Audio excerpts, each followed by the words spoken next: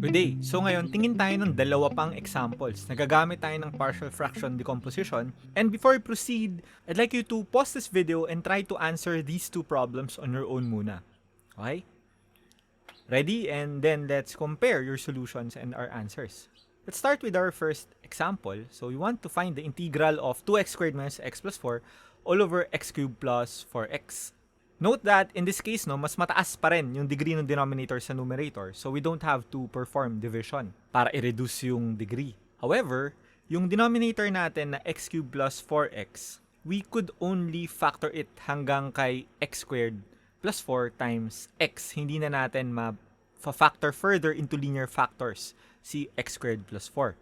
This means that ang magiging decomposition niya, so ito muna, ang denominators natin ay x na lang tsaka x squared plus 4, yung degree nung magiging numerator natin, dapat syempre mas maliit pa rin sa 2, pero hindi natin pwedeng i-assume na its degree 0, na constant lang siya.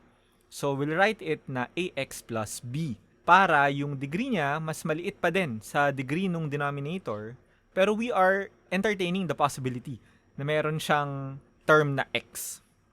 Yung ating second na partial fraction, since x yung denominator niya, at kailangan mas mababa yung degree ng numerator, edi sure na tayo na constant na lang siya, na c na lang yung gagamitin natin. So let's add these two partial fractions para makuha tayo na expression for the numerator. So the denominator will remain the same, but the numerator will be, well, ax plus b times x. So ax squared plus bx, tapos c times x squared plus 4. Kaya tayo cx squared plus 4c.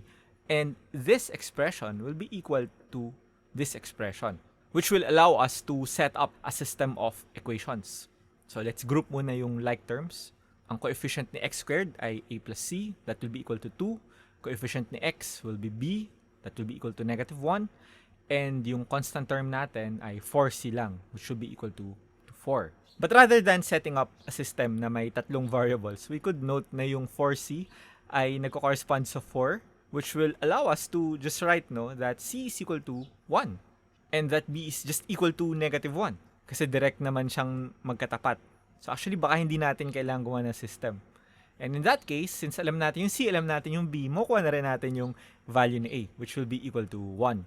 So we'll rewrite our integral, our given, as the integral of its decomposed partial fractions, which will be the integral of x minus 1 all over x plus 4 plus 1 over x, the integral of 1 over x. Yung next natin gagawin ay itong first term, yung x minus 1 over x squared plus 4, isa-separate lang natin yung numerators. So parang binibiyak, pero actually hindi naman natin babaguhin yung denominators. Wala namang mag-simplify. We'll just write it like this. And then we will take the integral of each partial fraction. Starting with this one, cx over x squared plus 4, we could integrate that using u substitution, where u is equal to x squared plus 4 and du is equal to 2x dx. So may 2, may x, Yung denominator natin magiging u lang. We could try out that integration separately to verify, but that should be equal to 1/2 times the natural logarithm of x squared plus 4. Kasi yun yung u natin Tapos yung 2 dito, mag-introduce tayo ng 1/2, kaya may 1/2 dito. Next, we'll evaluate the integral of the second partial fraction, si negative 1 over x squared plus 4. So this is of the form u squared plus a squared sa denominator, and that will be equal to 1/2 times the arctangent of x over 2, or 1 over a times inverse tangent of u over a, where u is equal to x dito and a equals 2. And for the third partial fraction, that's just the natural logarithm of the absolute value of x. Of course, we won't forget to add our constant of integration, and this will be our final answer.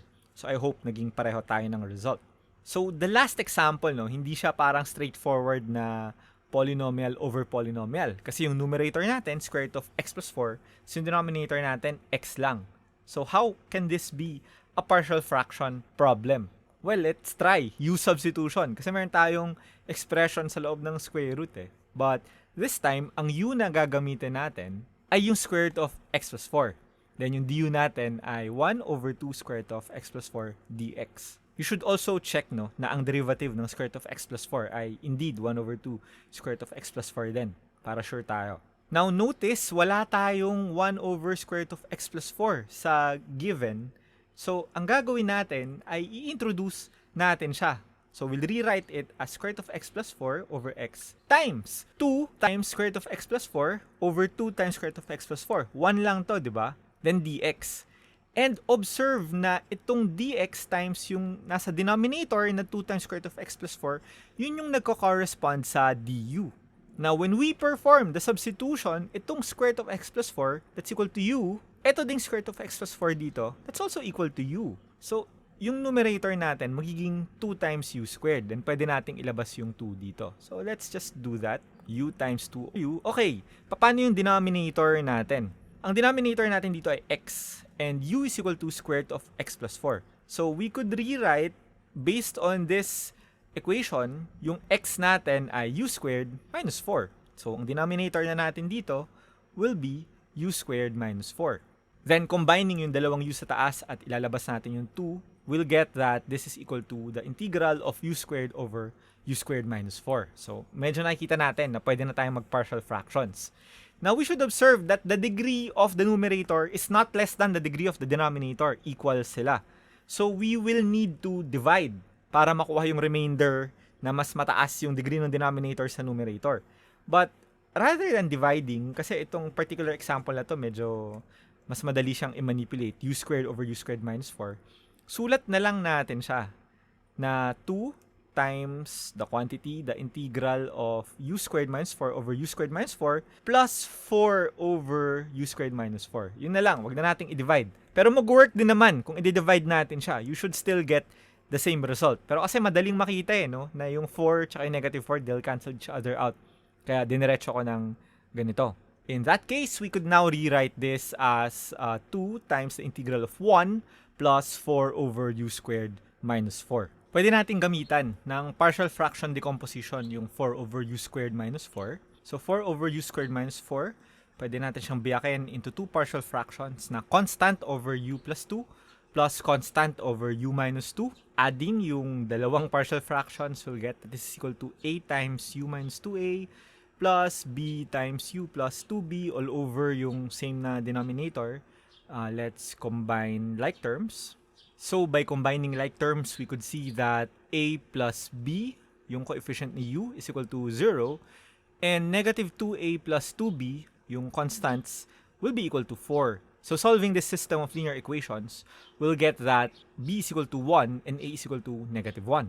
So, we could now write yung ating integral, na let's just call it I, no? Is equal to 2 times the integral of 1 minus 1 over u plus 2 plus 1 over u minus 2. Then, isa-isahin natin integrate yung terms dun sa integrand. And we'll get that this is equal to 2 times the quantity. So, integral ng 1 is u.